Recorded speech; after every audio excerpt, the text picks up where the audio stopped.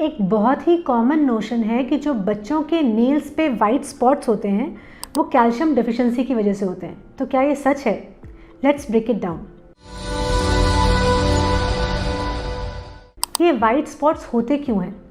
जो ल्यूकोनीकिया यानी कि नेल्स पे वाइट स्पॉट्स हैं, ये बच्चों में बहुत कॉमनली देखे जाते हैं। और सबसे ज़्यादा इंपॉर्टेंट कॉज कौन सा है? Commonest cause is minor injuries. बच्चे खेलते रहते हैं, दौड़ते रहते हैं, भागते रहते हैं and their nails take too many hits. कभी वो अपने नेल्स बाइट करते हैं, कभी एक्सीडेंटली चोट लग जाती है। ये जो माइनर ट्रॉमास होते हैं, इनकी वजह से वाइट स्पॉट्स बन जाते हैं। जो दूसरा कॉज होता है वो होता है फंगल इन्फेक्शंस। कभी कभी जो नेल्स होते हैं वो एकदम रफ से, थिक से, डिसफिगर्ड से दिखाई देते हैं। कभी कभी एलर्जीज़ की वजह से भी वाइट स्पॉट्स आ सकते हैं, एलर्जीज़ टू डिटर्जेंट्स या एलर्जीज़ टू नेल पेंट्स। अब मैक्सिमम लोगों का मानना है कि अगर ये वाइट स्पॉट्स हुए नेल में, इसका मतलब कि बच्चे को तो कैल्शियम डेफिशिएंसी है। देखिए, अगर बच्चा हेल्दी है तो कभी भी किसी भी न्यूट्रिएंट की डेफिशिएंसी इतनी ज़्यादा नहीं होगी कि बच्चे को एक्सटर्नल सिम्टम्स आएँ।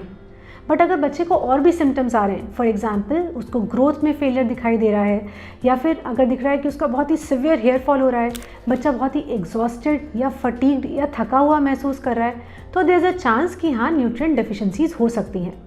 कौन से न्यूट्रिएंट की डेफिशिएंसीज कॉज कर सकती हैं वाइट स्पॉट्स ऑन नेल्स?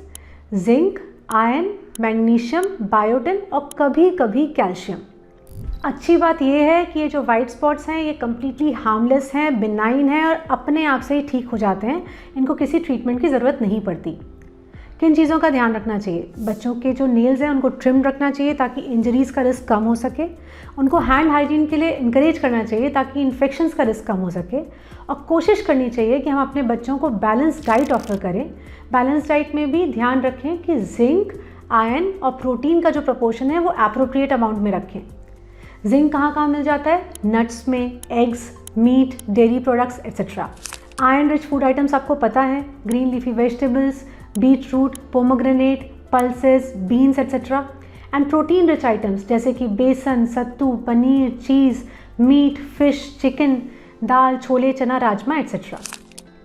कब जाना है डॉक्टर के पास? अगर लगता है कि बच्चे को और भी सिम्टम्स आ रहे हैं, फॉर एग्जांपल बच्चा बहुत ज़्यादा थका हुआ फील कर रहा है, या आपको लगता है कि बच्चा बहुत एग्जॉस्टेड है, या फिर अगर आपको लग रहा है कि जो नेल है बच्चे का वो डिसफिगर्ड है, यहाँ पे कोई रेडनेस आ रही है, या अगर आपकी गट फीलिंग कह रही है कि आपका बच्चा ठीक नहीं है, तो प्लीज़ पीडियाट्रिशियन से मिलिए। Take care.